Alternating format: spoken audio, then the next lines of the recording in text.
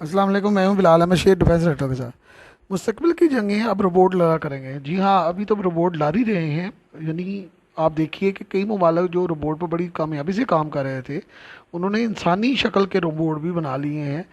Drone, drone आबदोजें, drone, tank, ये सभी तो चल रहे थे। लेकिन अब रिमोट कंट्रोल का ज़माना भी गुजर गया है। अब आर्टिफिशियल इंटेलिजेंस का काम आ गया है।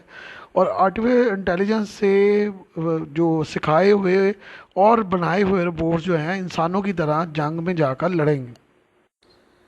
चीन ने हाल ही में अपना जो आर्टिफिशियल इंटेलिजेंस का बहुत बड़ा एयरक्राफ्ट कैरियर जो है वो समंदर में टेस्टिंग के लिए भेजा है, और बड़ी कामयाबी से वो वापस भी आ गया है। आर्टिफिशियल इंटेलिजेंस ने दुनिया को अब एक नई रेस में शामिल कर दिया, जहां जंगों में इंसान का सिर्फ दिमाग और स्ट्रेटजी ही काम करेगी। उसके पीछे रोबोट्स और उनका काम होगा। सारा कुछ आगे जो है वो रोबोट जाकर लड़ेंगे। पीछे इंसानी दिमाग होगा, स्ट्रेटजी होगी और टेक्नोलॉजी होगी।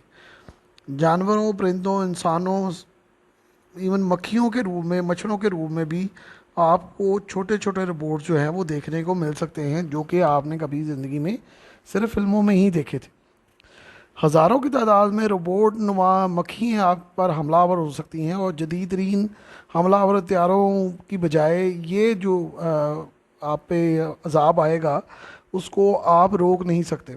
जदीद तरीन हमलावर हथियारों, आप दोजों, टैंक, तोपे, सब कुछ जो है वो ऑटोमेटेड हो जाएगा। और उनमें इंसान का अमल दखल यही होगा कि उसने टेक्नोलॉजी बनाई है, यहाँ तो पीछे बैठकर रिमोट कंट्रोल से खेला है, यहाँ आर्टिफिशियल इंटेलिजेंस के जरिए उन्हें छोड़ दिए हैं, और हम ना वो काम करके वापस आ जाएंगे या तबाह हो जाएंगे। अमेरिका, इसराइल, चीन, कोरिया, जापान समेत कई ममालिक इस टेक्नोलॉजी पर काम कर रहे हैं। इस तकनीक के हक में जो लोग काम कर रहे हैं, उनके मुताबिक इससे ना सिर्फ लाखों इंसानों की जानें बचाई जा सकेंगी जो कि जंग में हलाक हो जाते थे, बल्कि ज़ख्मी होने वालों की जो मिजरेबल ज़िंदगी है उससे भी निजात मिल जाएगी, और जंग में ज़ख्मी भी कोई नहीं होगा। हथियारों की कीमत भी कम हो जाएगी, क्योंकि आर्टिफिशियल इंटेलिजेंस और वो इतने बड़े सोफिस्टिकेटेड हथियार नहीं हैं, बल्कि उनमें टेक्नोलॉजी का ज़्यादा अमल है बजाय इसके कि साइज़ और दूसरी चीज़ों में।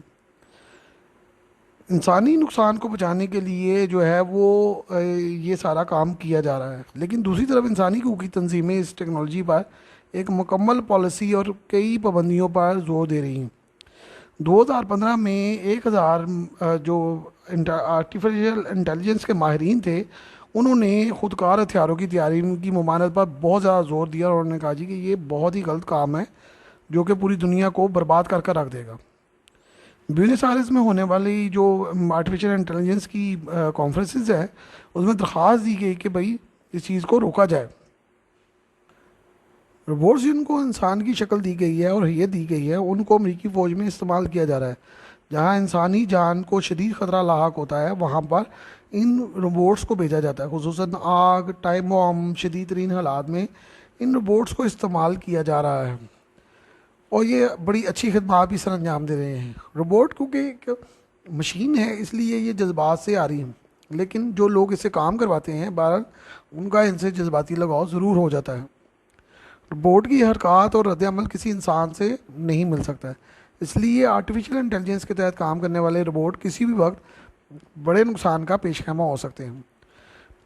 अमेरिका में एक फ़ौजी की तरबियत पर $50,000 से $1,00,000 खर्चा आता है, और इसकी सर्विस के दौरान भी सालाना $1,00,000 से के करीब इस पर खर्चा आता है, जो इसकी आमदन और दीगर जो इसके पक्ष होते हैं वो अदा किए जाते हैं।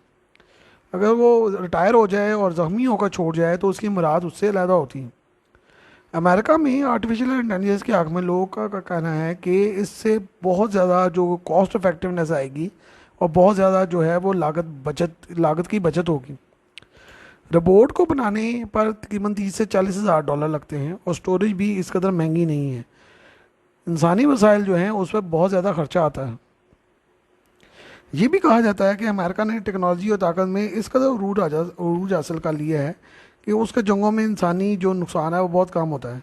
हाल ही में यूक्रेन में रूस ने ये टेक्नोलॉजी इस्तेमाल की है, और वो बमबारी और मिसाइलों को इस्तेमाल कर रहा है, और उसका फ़ौजी नुकसान जो है इंसानों का वो बहुत कम हो रहा है।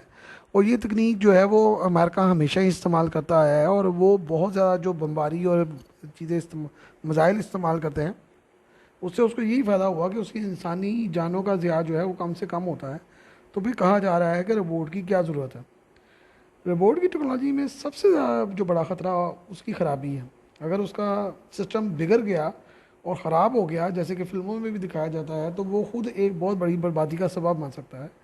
और अमेरिकन, जापानी और दीगर ममालिक की फ़ौज में ये बड़े ख़तरनाक वाक़यात हो भी चुके हैं जिनको रिपोर्ट नहीं करने दिया जा रहा। और उन्होंने ना सिर्फ इंसानी जानों को लिया है, बल्कि सिस्टम को बर्बाद किया है और बहुत ज़्यादा नुकसान भी पहुंचाया है, जिससे उनको ख़त्म करना पड़ा है। इसलिए आर्टिफिशियल इंटेलिजेंस या दीगर जो टेक्नोलॉजी है उस पर अभी तो काम होना बहुत ज़्यादा बाकी है, लेकिन इसका गलत इस्तेमाल जो है उसका होना भी बहुत ज़्यादा जो है वो एक सवालिया निशान है जिस पे काम करने की ज़रूरत है।